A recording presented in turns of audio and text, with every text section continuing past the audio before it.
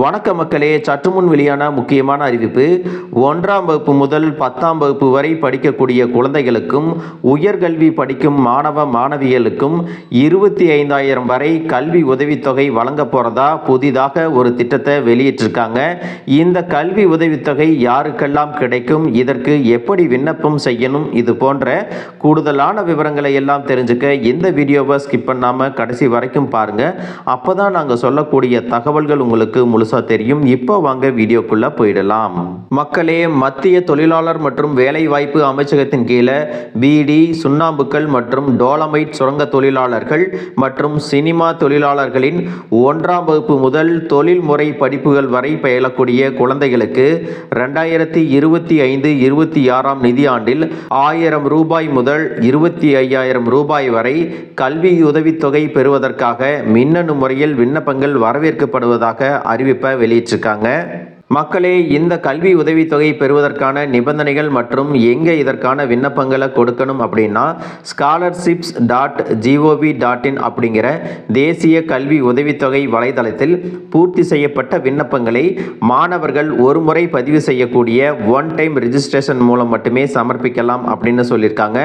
ஒவ்வொரு மாணவரும் தங்களுக்கென்று தனியாக தேசியமயமாக்கப்பட்ட வங்கியின் மைய வங்கி அமைப்பு என்ற தொழில்நுட்ப முறையில் தங்களுடைய சேமிப்பு கணக்கு தேசிய மின்னணு பரிவர்த்தனை வசதிகளை பெற்றிருக்க வேண்டும். விண்ணப்பதாரர்கள் தங்களுடைய ஆதார் எண்ணை தங்களுடைய சேமிப்பு வங்கி கணக்குடன் இணைத்திருந்தால் மட்டுமே கல்வி உதவித்தொகை பெறுவதற்கு தகுதியுடையவராக கருதப்படுவர் அப்படின்னு சொல்லியிருக்காங்க. இந்த திட்டத்தின் கீழ் கல்வி நிதி உதவித்தொகை பெறுவதற்கு விண்ணப்பதாரர்கள் தங்களது ஆதார் எண்ணை பயன்படுத்துவதற்கு மின்னணு முறையில் ஒப்புதல் வழங்க வேண்டும். கல்வி நிறுவனங்களின் பங்களிப்பு மிகவும் முக்கியமானது அப்படின்னு சொல்லியிருக்காங்க. இந்த திட்டத்தின் கீழே பதிவு செய்யப்படாத பள்ளிகள் மற்றும் கல்லூரிகள் scholarships.gov.in என்ற தேசிய கல்வி உதவித்தொகை வலைதளத்தில் முதலில் பதிவு செய்தல் வேண்டும். அதற்கு பிறகு மேற்குறிப்பிட்ட வலைதளத்தில் குறிப்பிடப்பட்டுள்ள வழிகாட்டுதலின்படி அனைத்து விண்ணப்பங்களையும் ஆராய்ந்து ஒப்புதல் வழங்கி தங்களது கல்வி நிறுவனங்களில் பதிவு